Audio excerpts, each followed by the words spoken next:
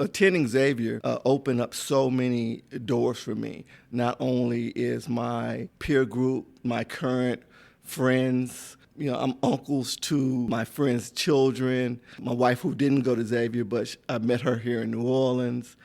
So it just opened up so many doors for me, and I attribute it all in one decision, coming to Xavier University, Louisiana.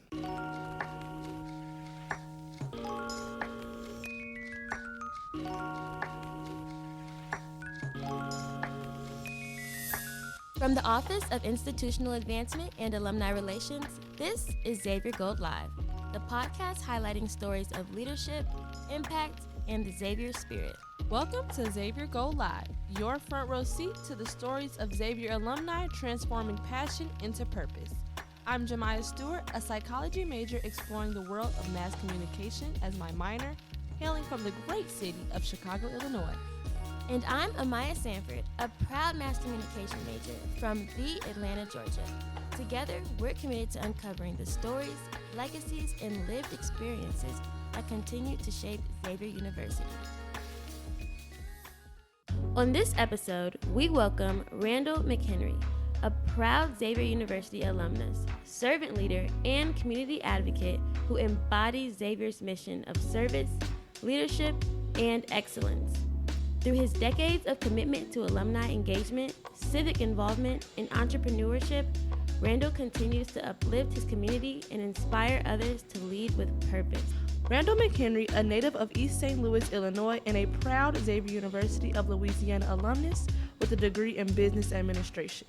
A dedicated servant leader, Randall has held key roles with the Xavier National Alumni Association, including president and first vice president, and led the Houston Alumni Chapter from 2010 to 2014. Honored as the UNCF XULA Outstanding Alumnus in 2012, Randall remains active in the community through his work with the Education and Charities Foundation of Houston, Kappa Alpha Psi Fraternity, 100 Black Men of Metropolitan Houston, and the National Sales Network. After a successful 30-year sales career with companies like Claro and Pillsbury, Randall has transitioned into real estate and photography, continuing his journey as an entrepreneur and community advocate. Mr. McHenry, thank you for joining us, and let's hop right in. Thank you. So you have a unique career path. So I want to know what inspired your transition from a 30-year corporate sales career to entrepreneurial pursuits like real estate and photography. Well, honestly, it was the market. I had been downsized due to restructuring, and I just decided that it was probably time to work for myself. And photography has always been a passion of mine, even when I was here at Xavier, even going back to high school.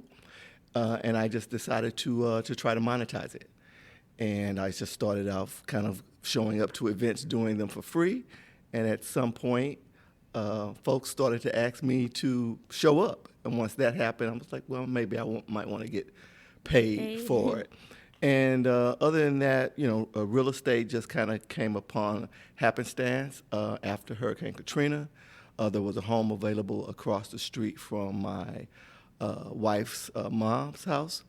And we just looked at it as an opportunity to purchase our first rental home. And we've just kind of been dipping our toe into that market ever since. After having that long-standing career in corporate sales and then getting into real estate and photography, you also managed to do a lot of community service. So how has your involvement with organizations such as 100 Black Men of Metropolitan Houston and Kappa Alpha Psi shaped your approach to community service? Well, it actually goes back to my youth as I was growing up. One of the things that I noticed and I took notice of, the people in my community were very helpful. As long as you show a little ambition, people would assist you. They would look out for you. They would make sure that you knew about the right youth programs to be in. And as I got to Xavier, one of the first things I did, well, let me go back a little bit. When I was graduating high school, I attended a scholarship program. Mm-hmm. When I announced that I was going to Xavier, a gentleman clapped, and then he proceeded to tell me that he was a Xavier alum, And he kind of said, when you get to Xavier, you talk to this person and that person. One of the people he told me to speak to was Dean Joe Johnson, who was Dean of Student Affairs at the time. That got me involved with SGA. And so once you get involved in student government, it's just kind of a snowball effect.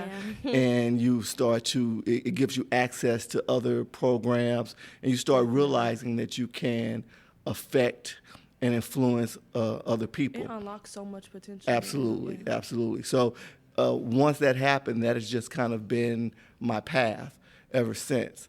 And attending Xavier opened up so many doors for me. Not only is my peer group, my current friends, I'm uncles to, my friends' children. My wife, who didn't go to Xavier, but I met her here in New Orleans. So it just opened up so many doors for me, and I attribute it all in one decision: coming to Xavier University, Louisiana. Yeah, that all sounds so familiar. Xavier definitely opens up a lot of doors for you, as we've began to see. We never thought we'd be sitting here doing a podcast. But it definitely unlocks a lot of skills. But I want to know, what skills or lessons from your corporate career with companies like Claro and Pillsbury have you found most useful in your entrepreneurial ventures? Absolutely. So I began my journey in sales. That kind of transitions to account management. So the bottom line is, when you're in sales, you have to open your mouth and speak to people. You have to ask questions. It's not, most people think it's about, hey, can I sell you something? In reality, it is about, what service can I give you to make your life or your company or your product better? So it's really about listening, asking questions, why, who, what, where, how can I help you do your job better? So that skill is universal to any field that you go into, right? So the sales skills help me in terms of basically life. When you go to purchase a home, when you basically, I sold my wife on buying our first home because we were living in D.C. at the time. She didn't really want to stay. She wanted to be back here in New Orleans, And I kind of sold her by bringing home these nice pamphlets, all these nice homes that we could possibly live into, right? And just kind of say, hey, why don't you consider this, right? But the bottom line is, those skills, being able to talk to people, managing accounts, managing time, those are all very valuable in all aspects of life, whether you are a doctor, lawyer, or any type of entrepreneur. Those are the skills that you kind of need, just understanding. And the most, like I said, in my mind, the two most powerful ones are just listening and kind of understanding what people need and asking questions. And that's kind of what you do. I think all of that comes down to like balancing what people need, what you need, vice versa. So like, how do you balance your professional pursuits with commitments to so many different organizations, community service, things like that? It's difficult, and it's called a calendar. And yes, it's also learning how to say no. Yes. And prioritizing the things that need to be prioritized, right? It also helps having a partner who either understands or is just as busy as you are, because once again, I'm just kind of getting into life a little bit. When you get married, that's kind of the most important part. Your family, your kids, but your civic responsibilities is kind of the thing that feeds you. It's the thing that makes you feel, it enriches you to a certain extent. So you have to prioritize. You can't do everything. As I said, your partner has to understand that as well. I'm fortunate that my wife is just as busy as I am, and we kind of understand that what we're doing when we're outside of our home environment is very important to both of us. So, It sounds like you have a good balance, and I feel like it goes back to what you said about understanding. It all goes back to understanding, and you have to understand to even have that balance. Xavier fam, homecoming is almost here, and this isn't just any homecoming. It's the centennial, celebrating 100 years of Xavier excellence. To celebrate, we are calling all alumni-owned businesses to be a part of the celebration in a very special way. The VIP Alumni and Small Business Sponsorship is your chance to showcase your brand to more than 5,000 Xavierites in person and thousands more online. From doctors and dentists to boutiques, restaurants, and startups, this is the moment to celebrate your Xavier pride and grow your business at the same time. Secure your sponsorship today at XULAhomecoming.com and click on the sponsorships tab. After looking into your profession and the major influence you have made beyond Xavier's campus, we'd love for you to take a blast from the past and relive your experience. So, the year is 1982, boom boxes are blasting on the yard, Thriller is about to change music forever, and Essence Fest isn't even on the map yet. What was New Orleans and Xavier like during your time on campus to your best recollection? Okay, this is actually pretty easy. It's pretty easy. So I'll give you my first impression of Xavier. Mm-hmm. So I rode a bus to New Orleans by myself. From East St. Louis, wow. With what you guys have no clue of. It's called a Foot Locker. And literally, I came here with maybe $150 in my pocket.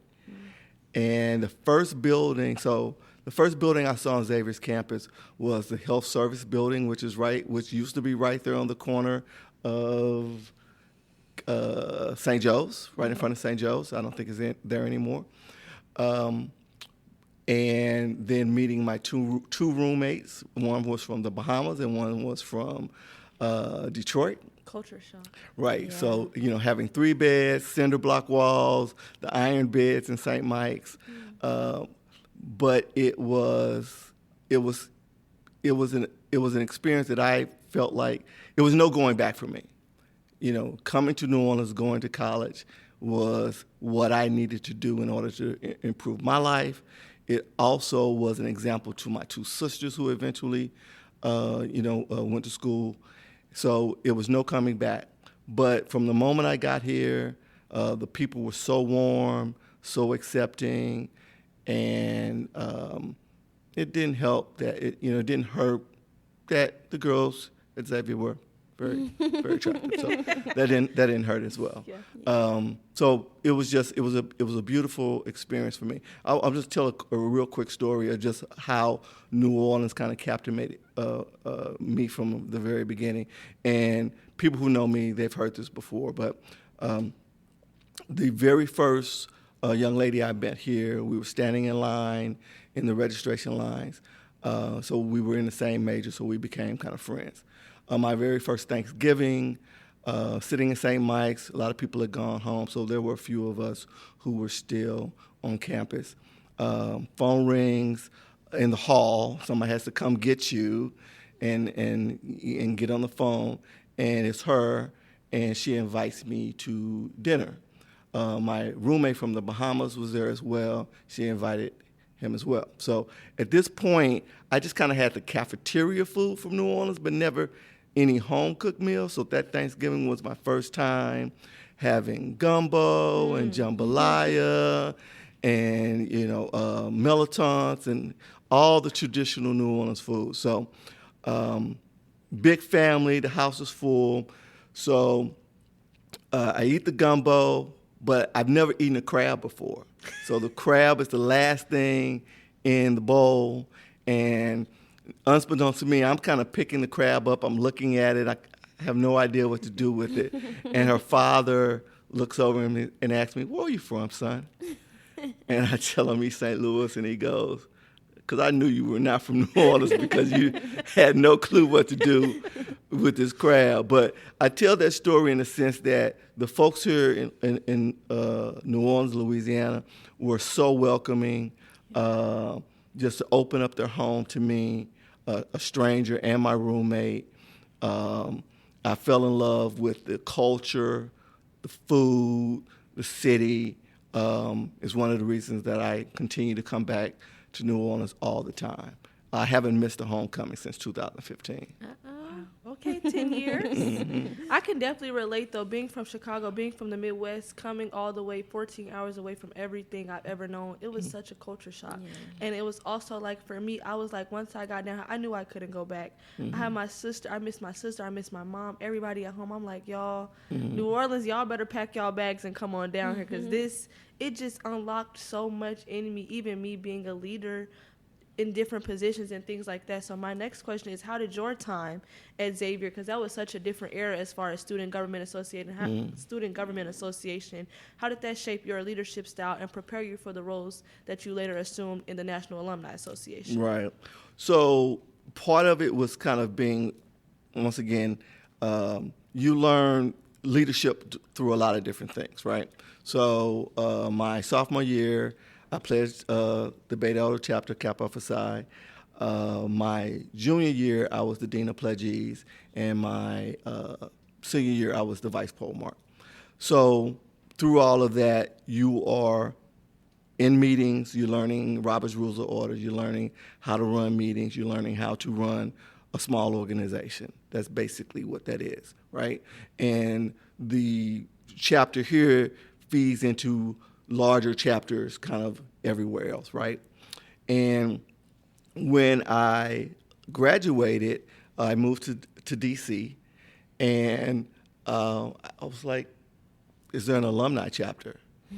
And I lived in Baltimore at the time, and most of the chapter members lived in D.C.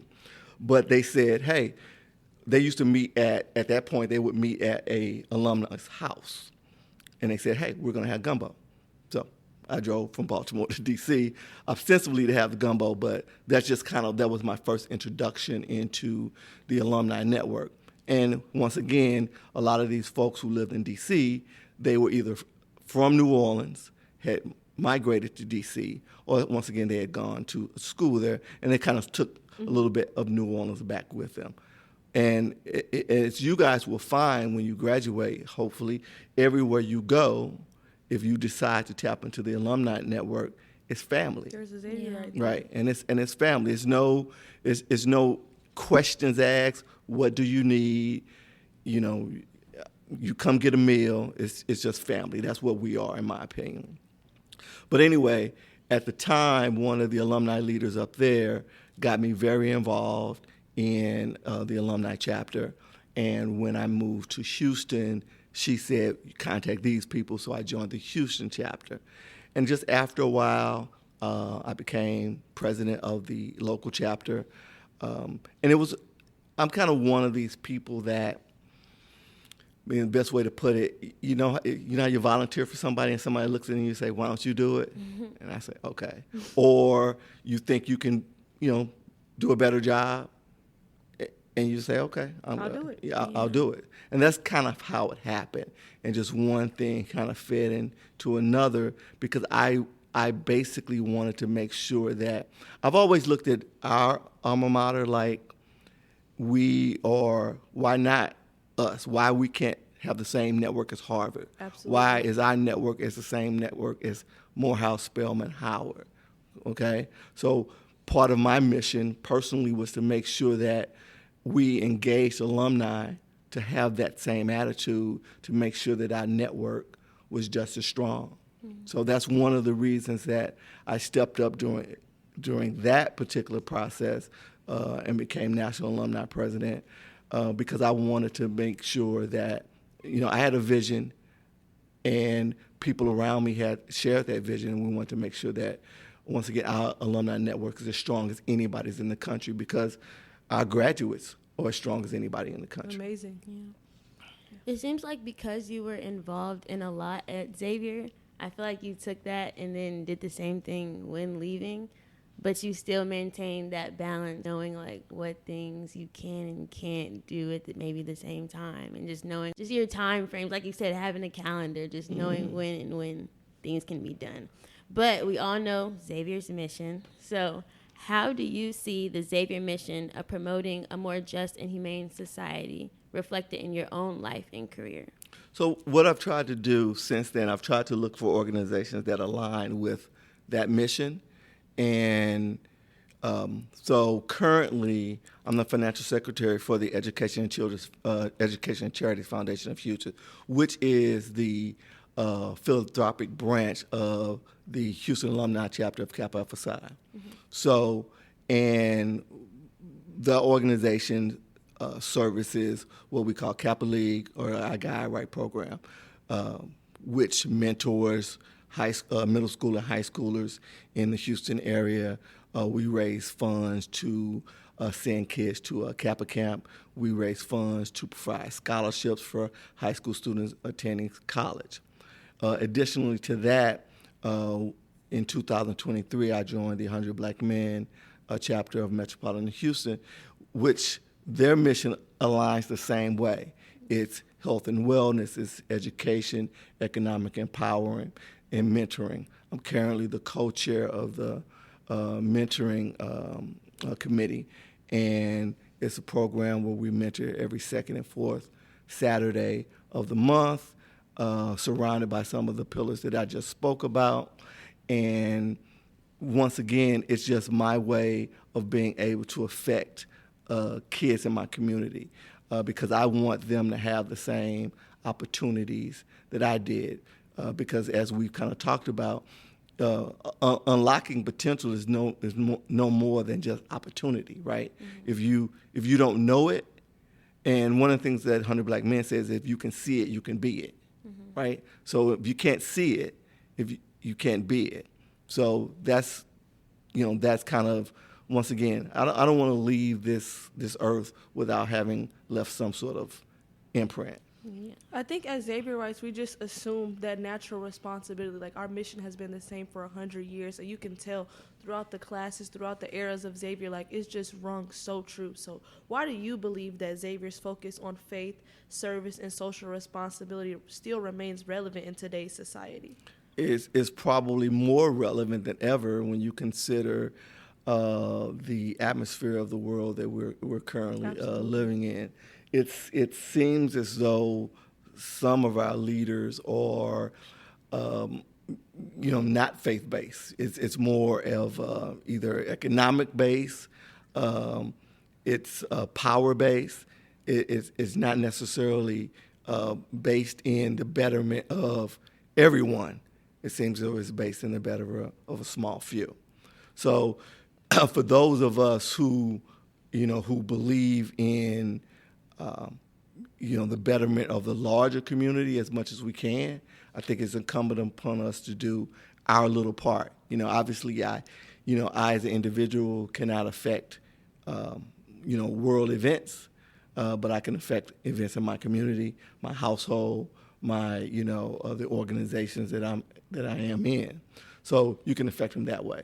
So I just choose to do what I can, and I choose to try to affect people around me, to encourage them to do the best that they can as well. Mm-hmm.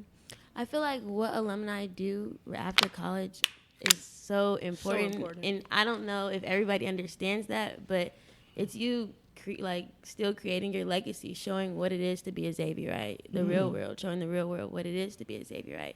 And I know alumni love runs so deep, at least in Atlanta. I think it does everywhere. I'm sure it does everywhere. But in your opinion, why is it important for Xavier alumni to remain active, involved in the university's mission and community?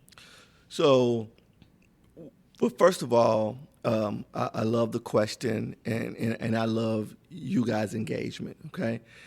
And one of the things that I really want to encourage all of our recent grads to do is, wherever they are, to reach out to their local alumni associations. A couple of reasons. Number one, whatever career path you're embarking on, someone has done it prior to you. Absolutely. Mm-hmm. So instead of taking this long road, less traveled, let someone guide you. Seek out mentors. seek out folks who have already driven that path, Blaze the path. that can kind of, give you some guidance. That's the first thing. Secondly, our alumni are a big network, right? You always hear these stories. Take President Obama, for example. Many members of his staff were people that he went to school with, or people that he met through either his undergraduate or his graduate experience. Once again, why can't we do that? And don't get me wrong, we do that. There are many stories of Xavierites who have formed medical practices together, law practices together, business partnerships. So we do have those stories. I would just like to see it increase and even get even further engagement, right? So in Houston, where we do a couple different things. We sponsor I'm sure they do it in Atlanta and Chicago as well. So every year there's going to be a freshman reception for the kids who are going to school. Yeah. Part of the reason that's valuable is it allows you guys to get to know one another before you even get to campus. So it establishes some sort of support, a little network, and that sort of thing. The other thing that it does is we raise money to give scholarships out, specifically from those chapters. So once again, kind of to your point, or for you guys, if you see it done, if you see that sort of thing being done for you, when you're an alum, you're gonna go like, okay, I gotta pay it forward. Yes. I gotta pay it forward as well, because they had this reception when I was there. They raised this money, and maybe I got a scholarship, or maybe I got an internship during the summer, or maybe a dentist let me shadow them, something of that nature, and that will hopefully encourage you and inspire you to do the same. Yeah, Absolutely. I think it definitely does. Because I think being from Chicago and our alumni association, like, they're so big on support. Like, even if you need the smallest thing, and I've only been here for 2 years, but like my next 2 years, I know that if I need anything, I know the people I can reach out to, I know the names I can call on, and who I can say, I know they're going to be there for me just because I'm from where I'm from, even if I'm from 14 hours away. Absolutely. That love and that support still feels so strong. Yeah, I agree. And I hope like all the alumni chapters understand that it really is impactful. We do feel it. Because I came to campus, already had a friend group. Good. And didn't feel lonely or none of that. Like, it was already a family established on campus for me. Does Atlanta and Chicago, I know they were, at one point they had these student organizations by city. Yeah, we definitely. Okay. We're both in our clubs. I'm actually the alumni relations chair this upcoming year for Chicago Club. Okay. So I got some stuff cooking up. Okay. Because that had fell off for a little bit, but I think in the last 4 or 5 years, last couple of years, it's been reactivated, and everybody, it's so much. Like support, and like everybody's like, it's so much city morale. Like it's like we have Atlanta, Chicago, St. Louis they started one. We had like a big day, like a St. Louis day. Philly, like all of these different cities that everybody's doing it. It's so much city love. Everyone's been repping their Everybody's city. been repping real hard. It's like a big campus thing. Whose city is better? We're not gonna go there.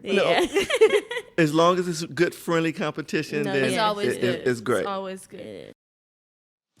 Get ready for one of the biggest nights of Centennial Homecoming, the 40 Under 40 Awards Gala on Thursday, November 6, 2025 at the Higgins Hotel.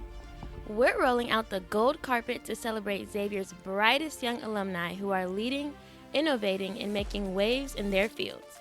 Join fellow Xavierites in celebrating this milestone and get your tickets while they're available. Can't make it? Show your support with a foam board tribute or an ad in the Centennial Awards Gala program. Let's honor the next generation of Xavier leaders in style. To purchase your tickets or sponsorship ad, visit xavierproud.com/40under40. That's 40under40. Or, as always, click the link in our show notes, because we got the hookup. Well, now it is time to rush our gold guest into answering some rapid fire questions. This segment of the podcast is called the Live 5. We're going to ask you 5 questions that we think our gold community would love to know. Are you ready? Sure. Number 1, your go-to food spot in New Orleans. Morals. Crawfish or oysters? Crawfish. Favorite Xavier event you never missed? Homecoming. What song instantly takes you back to your Xavier days? I'm going to pass on that one only because I can hear it in my mind. I just cannot think Fair of enough, it. fair enough. I can't think of the name. If you could spend one more day at Xavier, what would you do first? I'll go to a basketball game at the barn. I At really the wish I barn? was What's around the for the barn? barn. That was what the gym used to be. Yeah. Oh, congregation And the used to be. barn is where The library the is now. library, the Girl, the barn library. was lit. Yeah. Everybody talks about the barn. I wish I was Really? here for the barn. Yeah, Girl, yes. the barn was, so it probably only held, I'm going to say, I'm going to guess and say 1,000 students. Maybe, I don't even know if it Wow. held that many.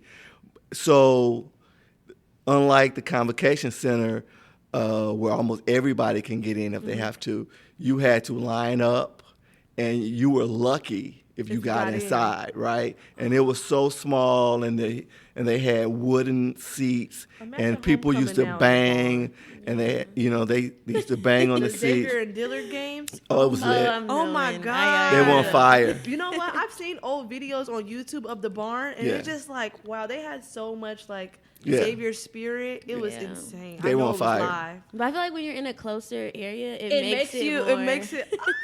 Yeah, yeah. Now, don't get me wrong. I love all the improvements, upgrades, yeah. yeah, that the campus has had, because literally this campus was, first of all, the building we're sitting here wasn't here, yeah. right? So it was basically one square block, right? So all the way down to Xavier South, all the way across Gertown. The only building across Gertown was a swimming pool. Yeah, we don't even have that. Right. Yeah. So I appreciate all the improvements, but once again, and 20 years from now, this will all be We're gonna be nostalgic doing the for you same thing. guys. Yeah, that's but crazy. but for us, and it was, once again, it was a little bit more. It was smaller. It was more intimate. When I say you kind of knew everybody, Yeah. you knew everybody, right? Sure. So, and if you were a campus resident, you definitely knew everybody in Yeah. St. Mike's, right? Yeah. So, it was a good time.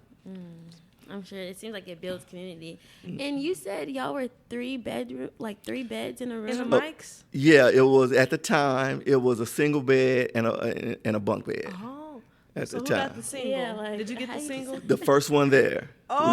Whoever checked. Well, the first one there who got to choose, right? Because he was the first. Yeah. So So it wasn't you. I got the single. I know that's Were you right. the I was- first one there? I or was the you first just- one to check The in. first one to check in. Yeah, I was the first one to check in. Yeah. So it was definitely me. Yeah. It was a very interesting experience. Be careful of, once again, it was communal bathing, Yeah. So be careful of the pranksters. You keep your robe close. Oh, Right, no. and I'll share another story of the prank of at least my freshman year was we got a knock in the door, and when it opened the door, somebody sprayed our entire room with the fire extinguisher. What? Oh, no. Oh, no. That's Yes. not right. Oh, no. That's actually not. What? Not right. They So need to be- it was the dry foam, which once it lands, it's like powder. Yeah. Yeah. So imagine having to clean up baby powder. Powder which- from all your stuff. right.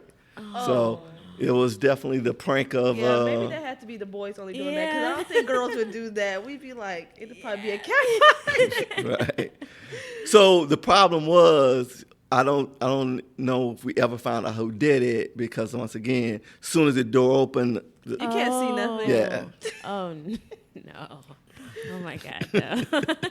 I don't know. If I And that's could just go. one of the tamer stories that I could tell. We won't. I already know it just gets worse. Well, again, it was a pleasure connecting with you, a fellow alumnus, through conversation. How can our growing gold community connect with you online? All right. So I think on Facebook, I'm just by my name, Randall McHenry. On Instagram, and I'm boycotting Twitter, but on whatever that's called now. But on Instagram, I'm at Squeeze Noop, just Squeeze Noop. So SQUEEZNUPE. Okay. Well, Randall, thank you so much for your time. We really enjoyed having you here. Thank you, guys. XU, you know what to do. Subscribe and rate the show today and join us, the Xavier Gold Live podcast, on the first Tuesday of every month to stay up to date with all things alumni. Follow at XULA Alumni on Instagram and subscribe to our monthly alumni newsletter. Until next time, Xavierites.